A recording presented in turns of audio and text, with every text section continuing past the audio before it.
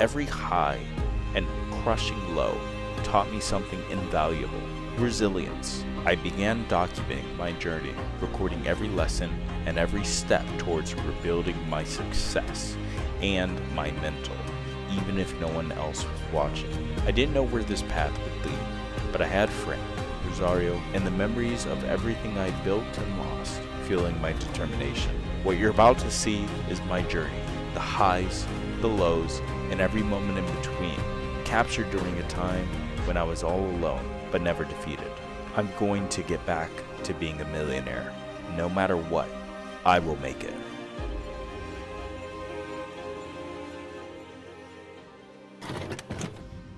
Hello guys. Kind of unusual setting.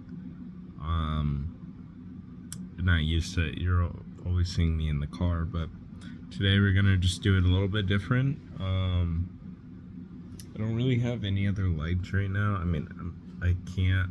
Okay, let me explain. Right now, yesterday I took the flu shots for both my arms. I finally went and saw a doctor. I haven't seen a doctor in like 6 or 7 years. Finally went to see a doctor. Everything looks good. I'm healthy and stuff like that. I see a dermatologist in December, so it's 2 months from now. And I'm just trying to get myself all fixed. Let me show a couple of things. Today, Bitcoin is at... Come on. Bitcoin is currently at 27. I don't think you're gonna be able to see this. Oh, there you go. $27,348, and Ethereum is at 1656 or 1656. Today's date is October 3rd. I think my last video was maybe like 2 weeks ago or so. And so the reason for this little this episode and why it's been a little bit is because a couple things have happened since last time. One, we didn't get Morella's job, which is the big job that I was waiting for, like the $7,000, $8,000. We never got that, and it really bugs me. Sorry, I'm trying to like get this going, but also by the way, just the flu shots have made me like super like tired and super like hurt like on my arms and stuff. So that's the main reason. And like I have a really bad headache, but I know that if I don't do this now, then I won't do. I'll be too busy to do it like ever. So so yeah, that's why I'm like holding my chin and shit. Yeah, so the thing with this construction thing is I've been doing this, I mean, ever since I started this. It was the whole point. I wanted to see if I could, help Frank make, this business huge. And, I've had good intentions from the start. Like, there's nothing like bad or malintent from this. Actually, I sacrificed a year and a half of my life to move forward and try to get things fixed and try to reconcile with things. And so far it hasn't really done too much. Like, I mean, we've gone in loops and loops and loops, and it's not working out. It's just at the end of the day, it's just not working out. Now, this is something that Frank doesn't know yet, because I gotta wait to tell him. Now that he's paid Mike, which is the attorney, I could tell him now, but I'm gonna wait until Sean is paid, because it's Sean pays us, because it's the proper thing to do. Wait until he pays me and pays Sean, and then I have to drop another bomb on him. That bomb is basically, when I was getting the mail the other day, because Frank has had bad like management with the like employee cost and like fucking just all the back end shit. All the shit from 2019 is catching up, and it's catching up really fast. So it's catching up with the fucking Santa Rosa thing, which I already spoke about. So he's on probation. But the other thing is that, you know, with everything else that kind of trickled down from that, it's like there's not, like, for example, the stuff I'm talking about, not like filing, you know, perfect stuff and whatnot for the employees and the insurance stuff and all other bullshit. It's like when you don't do it that proper and stuff like that, that shit catches up. And right now it's catching up, and one of the, either the insurers or something like that, I don't know, wants to basically just suspend his license because he wasn't following protocol. I don't know if our attorney can basically go ahead and say that it was due to all the stuff with Santa Rosa. Now that we pretty much lost Santa Rosa, we don't really have a fighting chance to basically say that everything trickled down and we are basically paying back for Santa Rosa and haven't been able to get to a point where we've been able to make money in order to, you know, it's all cause and effect. So I have no clue if that's going to even hold up, but in my thinking, he's going to get his license suspended. And that's it. That's it for a 5-star contractor. And me thinking that, and then also what has been happening. So I don't know if I mentioned it, but it's like when we were going through all this lawyer stuff, I brought 3 jobs. It was Morella and 2 other additions. So one in Antioch and one here in Danville. And for whatever reason, I was following up with these customers. I was, you know, talking to them over the phone. Okay, we'll get you a quote right now. We'll get it done. We'll get it done. And, you know, and I'm not trying to put blame on anyone or anything like that. That's really not what I'm trying to do. I'm just trying to state the facts, because the fact of the matter is that Frank was more concerned with all the court stuff, and he really let it get to him to where I couldn't communicate with him for almost a week. Like literally there's a week or 2 weeks where he was just kind of like, I can't explain it. It was the weirdest 2 weeks I've ever seen Frank. But I think all the paranoia and everything about everything got to him. And the fact is that when you let it get to you, at least this is what I think, when you let that shit get to you, it manifests itself and does exactly what you know, what you're scared of, right? It's like me and fucking spiders. But if you let something get to you, it's eventually going to manifest and get to you, right?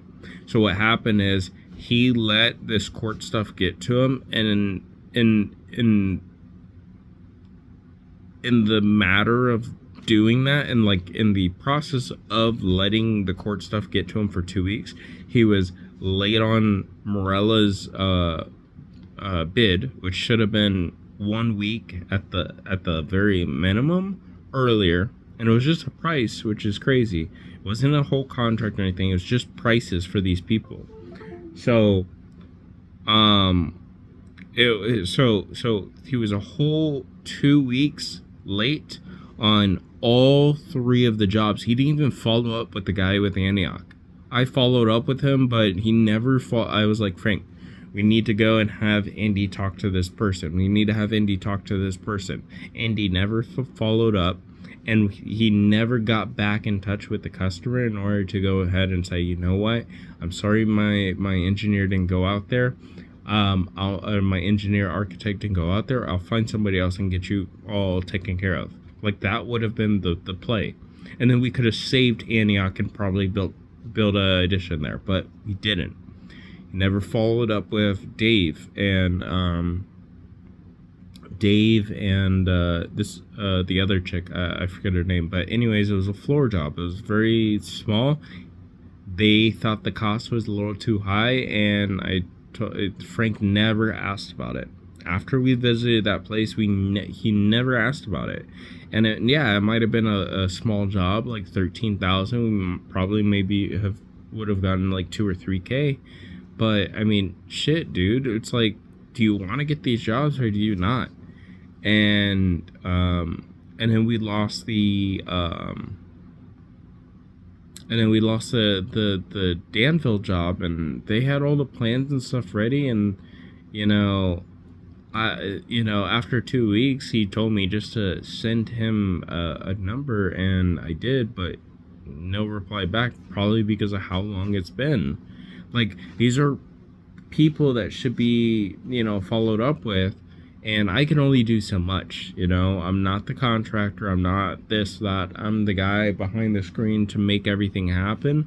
But, the biggest thing with Frank is that he tries to be the contractor and everything else that goes with it, where it's like, if you have me to help you split the job, you don't need to start running around. You don't need to, do this and that. Just, you can manage, but stop pushing yourself more than you have to.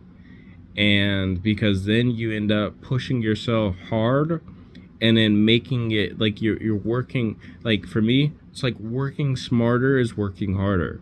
And for him, it's like working harder is working smarter, which doesn't make any sense. And so he's losing a lot of that efficiency just off of that. And then when you do that, you end up becoming tired, you end up making bad mistakes. Like, that's how I think, right? About all that stuff. But at the end of the day, I just don't see. I mean, if we can get past this little thing and we get some more jobs, and cool, within the next month. But as far as I've seen, everyone's slowing down.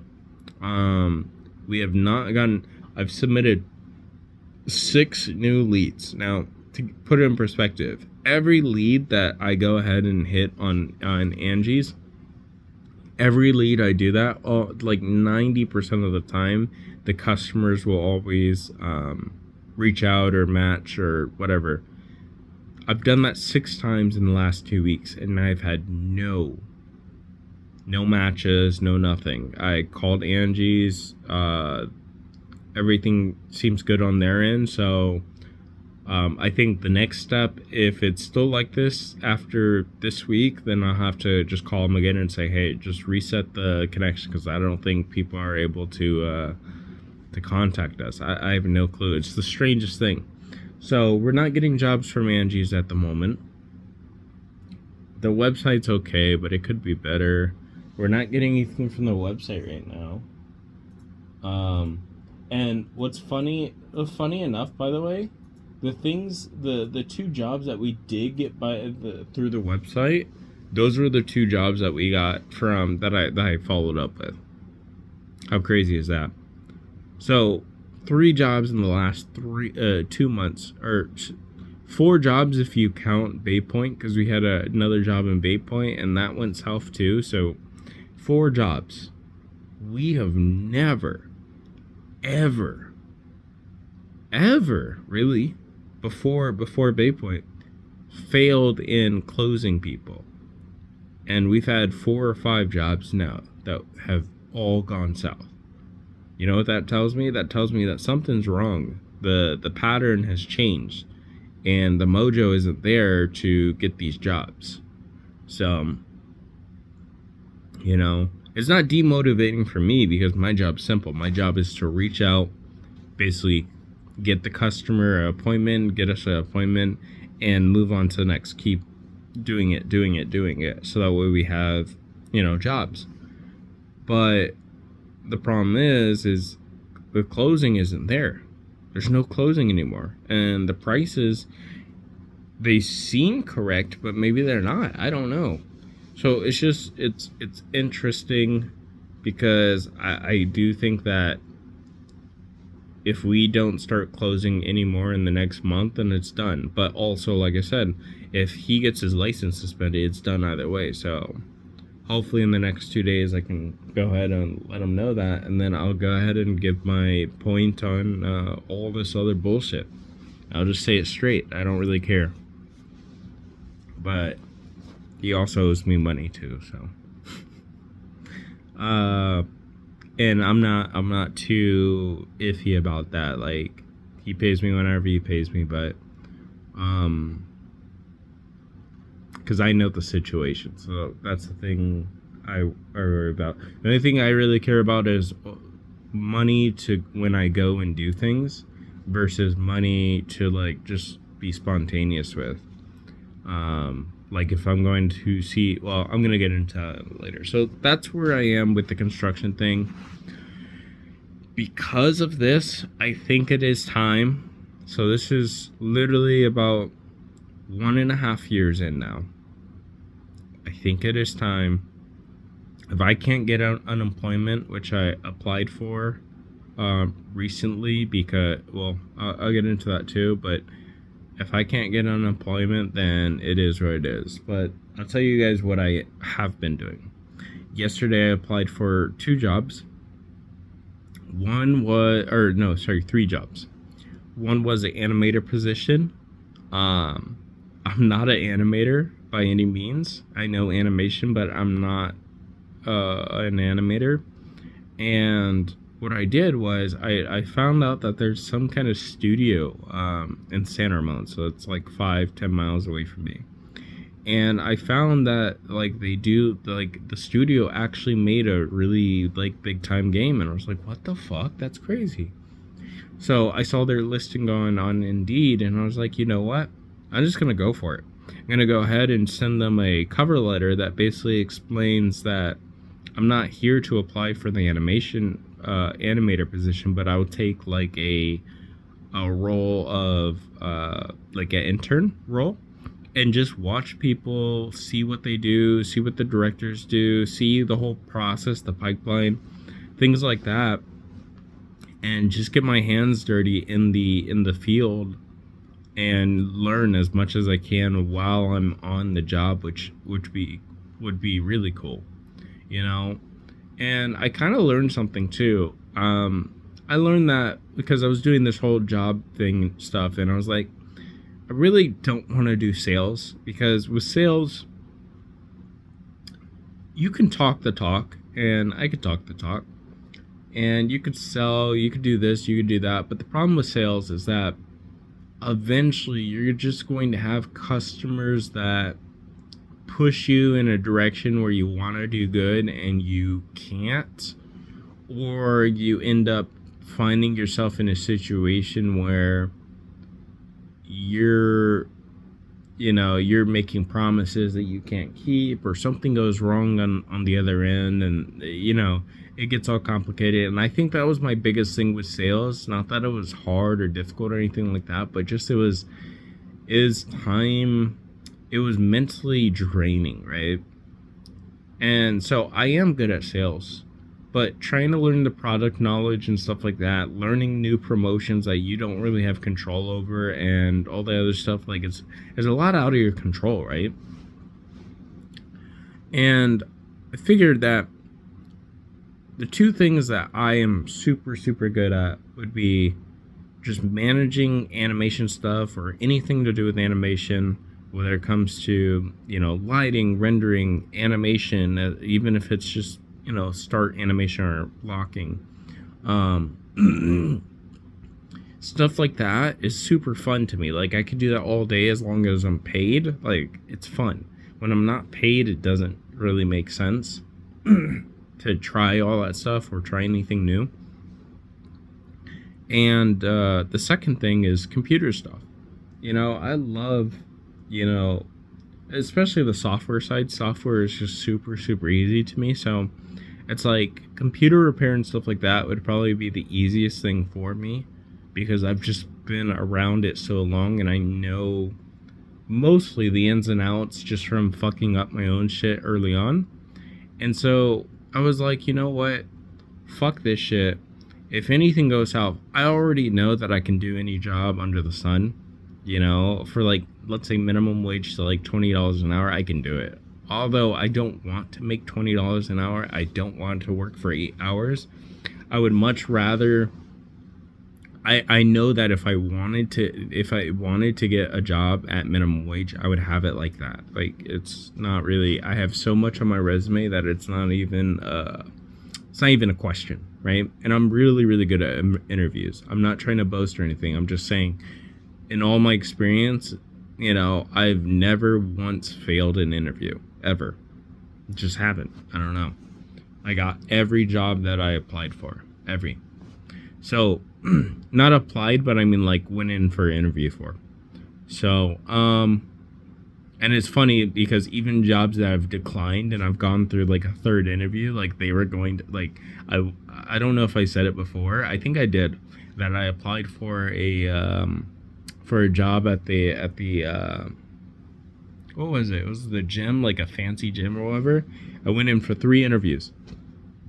I got the job, but I denied it because I felt like this business was going to do better than that. So I could have taken that job and it probably would have set me up pretty nicely. Plus I would have gym member access. I probably would have shaken hands with a lot of people. But, you know, unfortunately I didn't take it. Then I had the opportunity recently with the AI person, and that, you know, I didn't take that because the same thing. And I don't know if those situations were placed in front of me as tests. Like, dude, you need to get out of your own head and just understand that this is a failing business and that so much was done wrong early on, unfortunately, that it's all catching up now, and there's not much that we can do about it. There's not much I can do about it. If everything goes to fail, what? I can't do anything, which sucks, you know? And the funny thing is, if I were, during the very beginning, if I were helping out with all this stuff, I probably would have said a couple of things that may have changed the course of all of this. But unfortunately, I came in at the latter portion when all this stuff started fucking up, and, you know, it is what it is. And, you know, it really, really sucks, but it's like, you know, I gotta really just right now look out for my own, because if shit goes to shit and they want to move and shit like that, then I gotta figure out whether I want to move with them, or, well, whether I'm willing to stay, you know, in Danville, and how I'm going to do that. And I think the biggest problem right now too is that I don't know what would happen if that were to happen. Like, it would just be really it'd be very sudden, and I'm not too sure that I would have a backup plan in case. And so because of that, like, I have to, like, start prepping within the next couple months, because if shit goes to shit, I can't do anything. There's nothing that I can do to go ahead and prevent all this other bullshit from happening. The only thing I can do is go ahead and try to get us more jobs, and hopefully that works. But if I can't, for whatever reason, because obviously the job stuff isn't really I mean, it's not that it's not out of my control, but, you know, it's to the point where, you know, if we can't get more jobs, then we're kind of screwed. And if he loses a license, it won't matter anyways. So it's kind of like a catch-22, right? But overall, I did apply for 3 computer technician jobs as well. So 3 computer technician jobs, Verizon wireless job, just in case. It's a B2B sales, which means that it's more on the side of the business, which is cool, in Walnut Creek. So Verizon, a couple computer tech jobs, and I think there was one more. Verizon, computer tech, and and the animation thing. And we'll just see how those go, and then every week I'll try applying for a new job. I really don't care. The biggest thing is I just need something consistent, and, you know, running out of time. So it's a sad thing.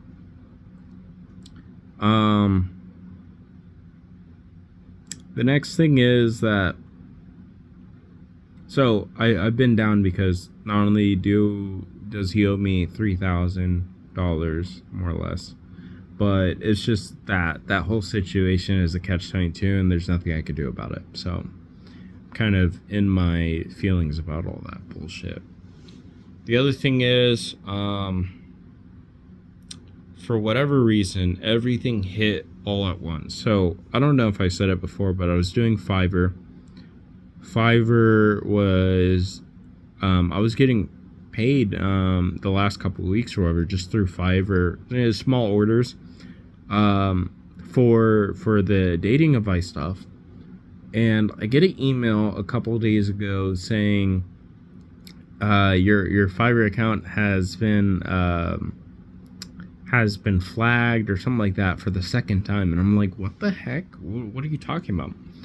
And it gets flagged a second time. The first time, I think I understand, because when I first started Fiverr as a thing, I wanted to see how everything processed and how it worked, like how long you'd have to wait and stuff for payment and stuff. So what I did is I just did an order for me to me, like for like $10 or whatever, and I did an order to myself just to see how everything would play out and see what that would look like.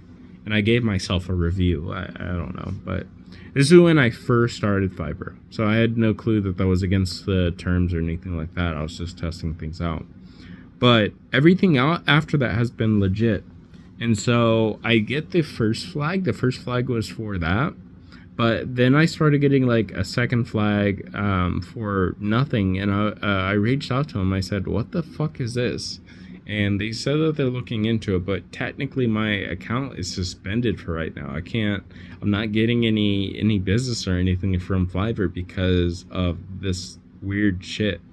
So I have no clue what's going on, but yeah. So that happened. And then I was doing Amazon Flex. And Amazon Flex is chill. But I was basically missing a couple of my shifts, which isn't that big of an issue, but I was already at the lowest point to where they said that they might deactivate me. But the problem here is, and I missed one shift, and then the next day I did a shift and it was supposed to go up, but it never did. And then I get an email from Amazon Flex saying that my account has been deactivated. I'm like, dude, wait. I get the missing a shift, but I literally just did a shift. And then not only that, but 2 weeks or 2 or 3 weeks before that, I had a lot of false like flag.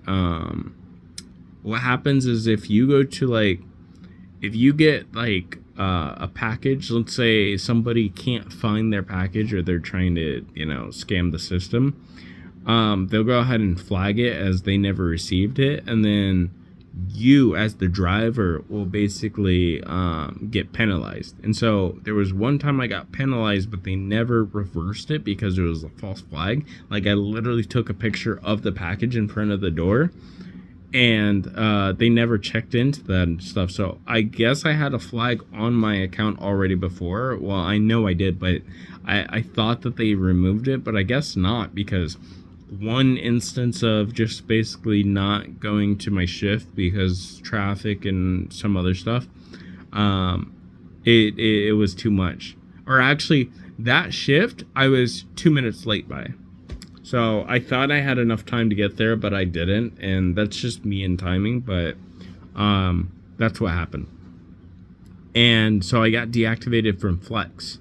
And so currently I'm trying to get unemployment from Flex, because even though I was a independent contractor, I think they, in their terms for just Amazon in general, for any of their drivers or anything like that, they're not supposed, like it's just kind of one of those things where it's like they false flagged everything and they didn't do any research. Like I said, look at all the emails I've sent regarding this that haven't been received, haven't been answered.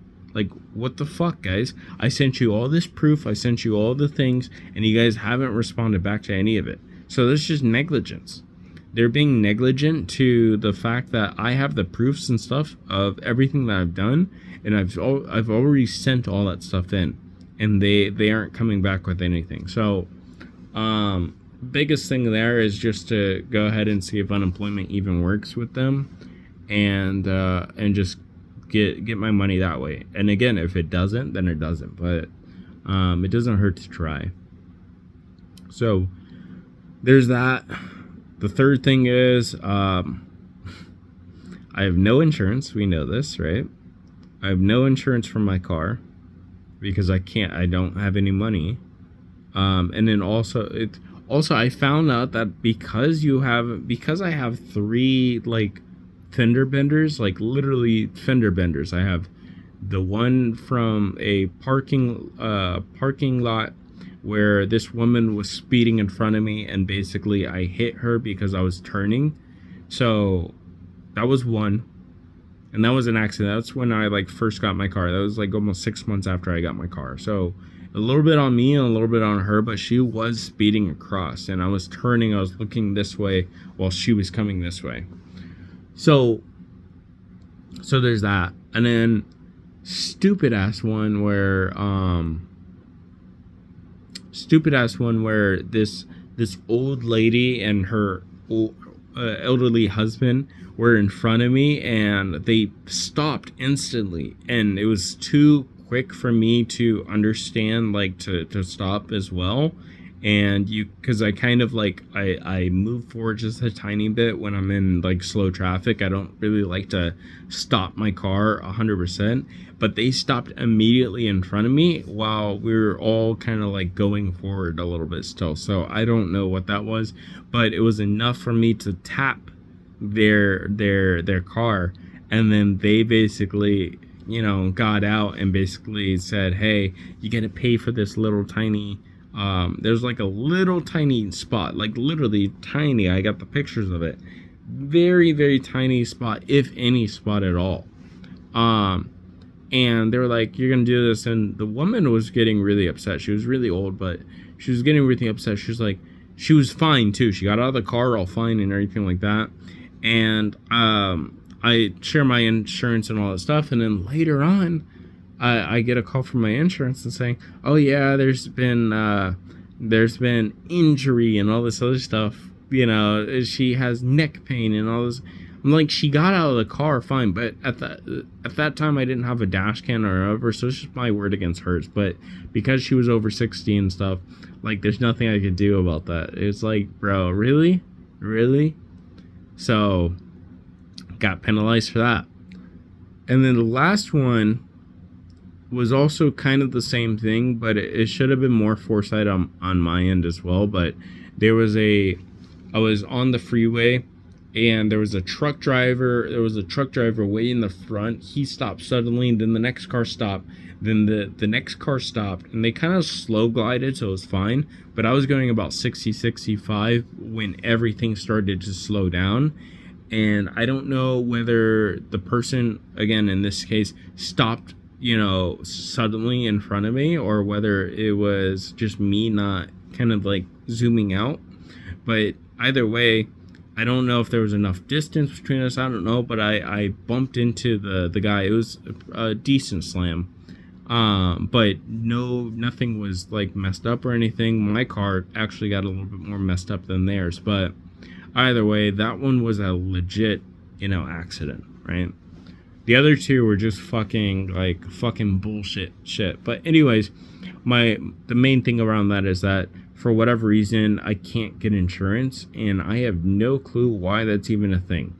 Like, if you're in a couple fender benders, especially as a younger, male or female, like, it doesn't make sense that you can't get insurance. Like, I've literally tried like 4 or 5 different places, and they all said you're either paying $1,000 for a deposit, and then you're paying like $400, $500 a month for insurance, or you have to get somebody else to cover you, which I don't really have that. So it's like, what?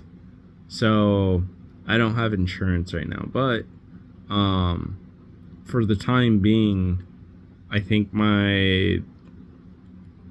everything, because I registered with a lot of these apps early on, they should be fine for right now. But things like Shipt and Uber and all the other bullshit. I don't know when they could deactivate it. They could deactivate at any time because of that. Trying to think.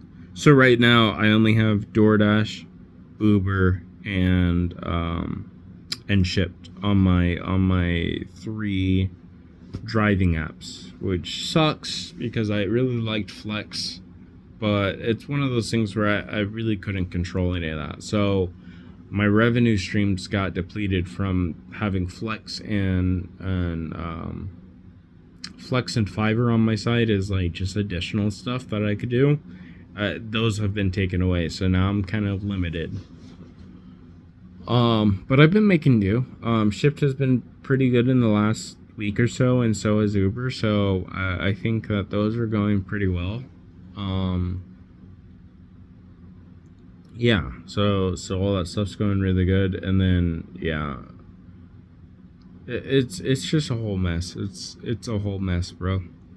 And like I said, I'd rather just kind of get everything all settled and done and stuff like that, and have like an actual paying job, versus being depressed about just not being able to do anything.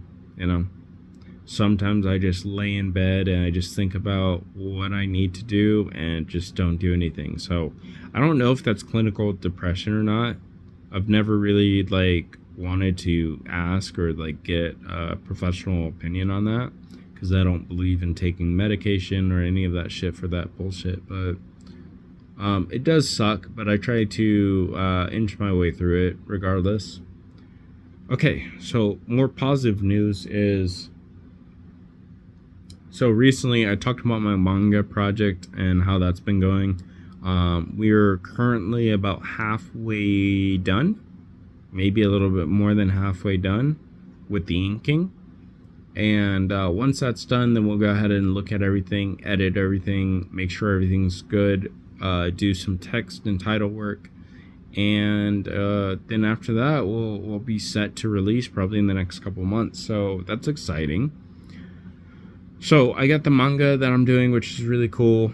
I actually just released my old pilot manga on Manga Creators not too long ago, actually a couple of days ago, and we're gonna test the sentiment on that and see how that's going.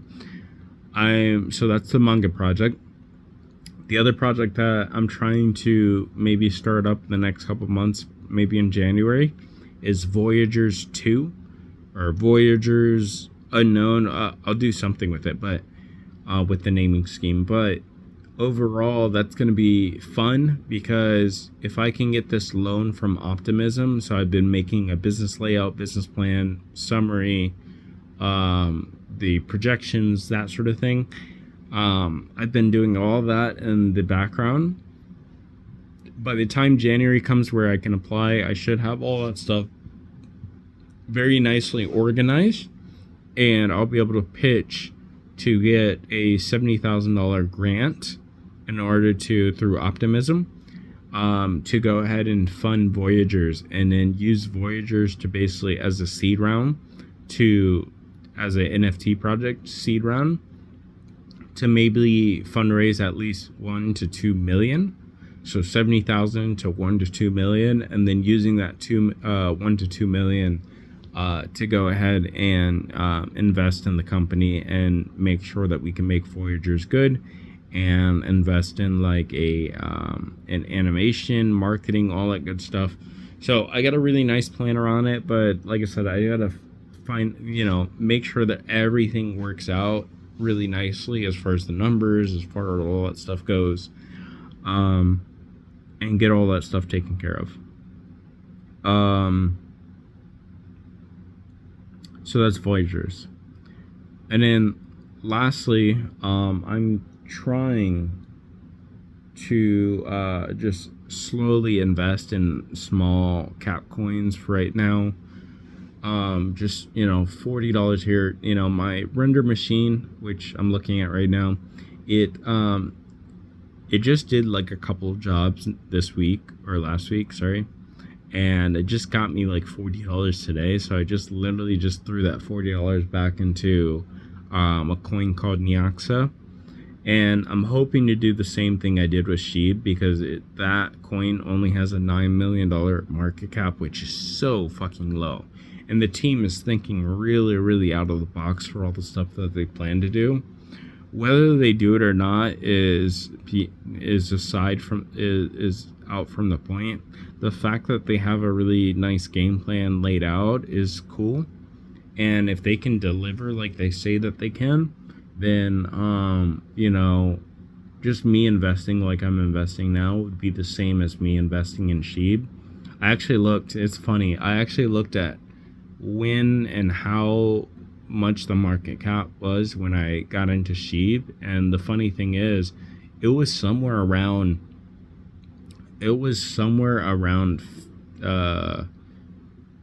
10 to 50 million market cap.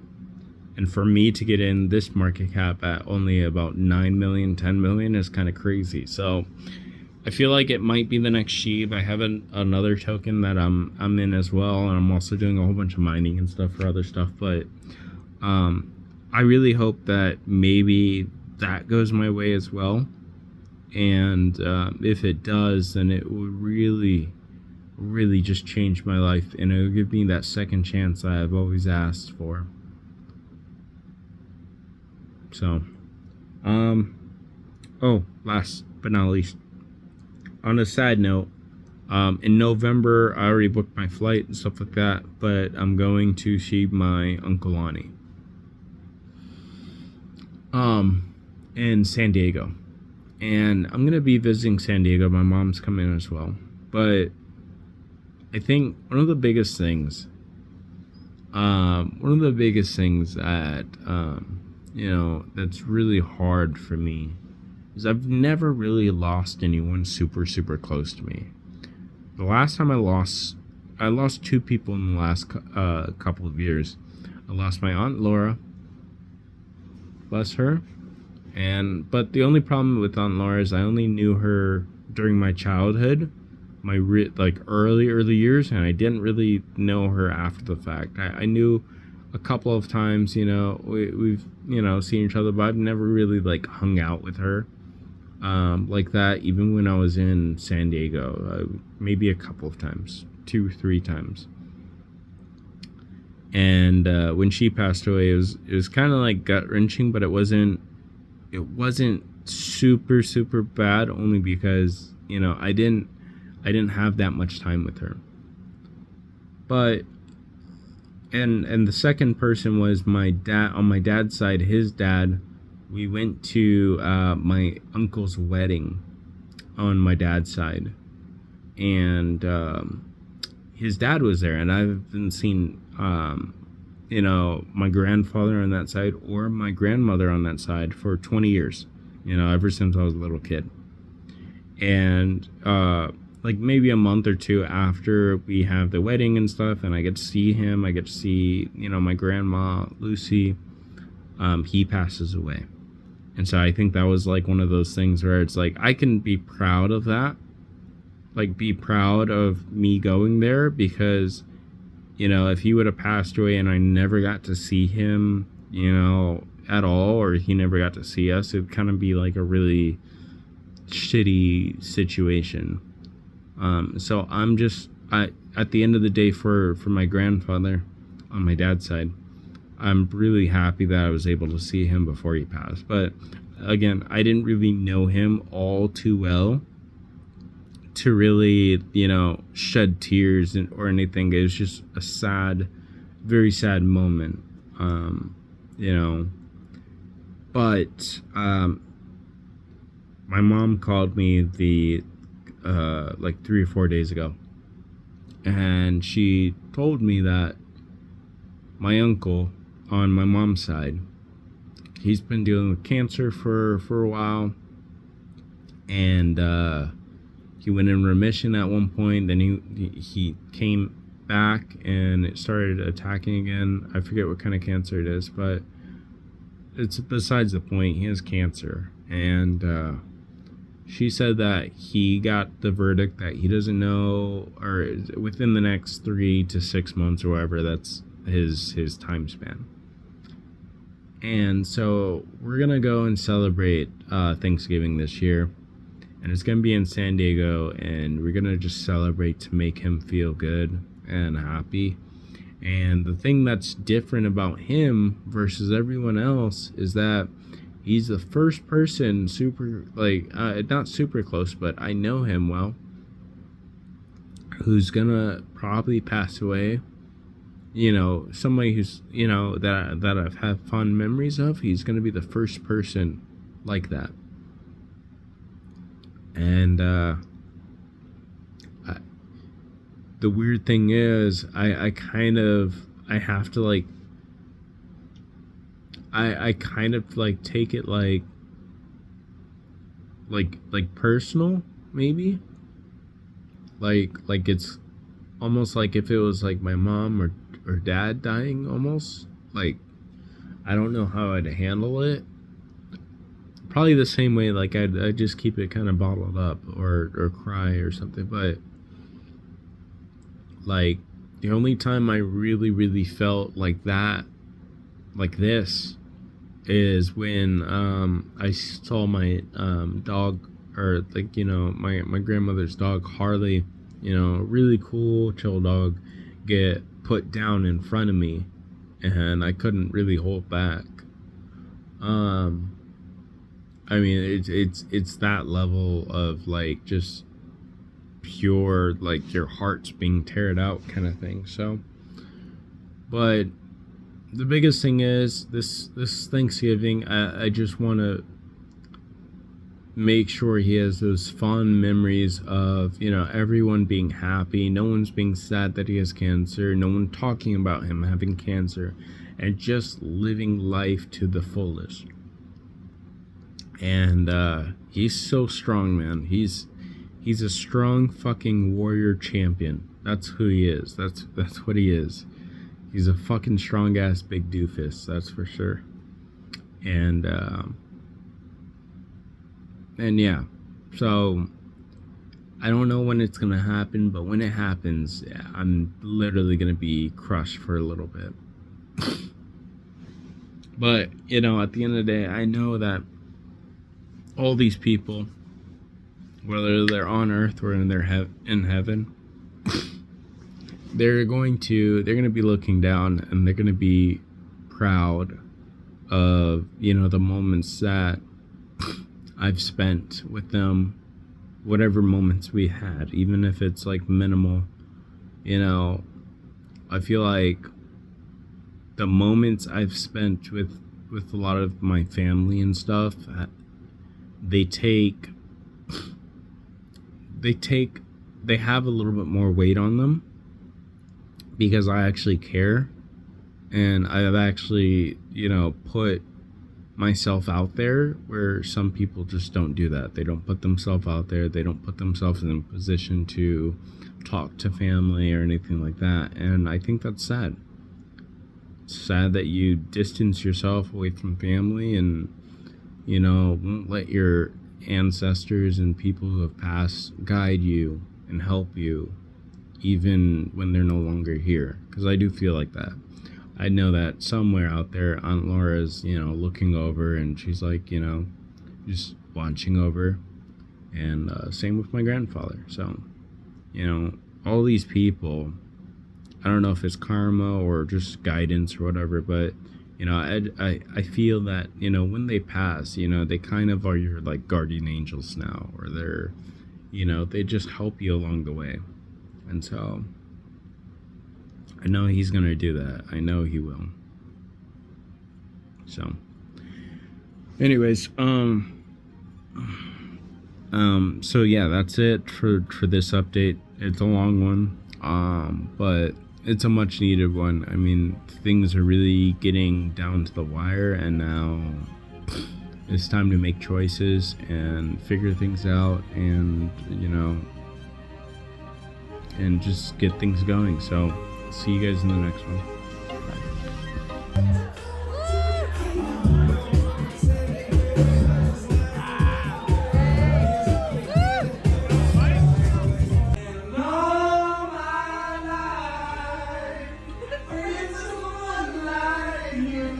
And I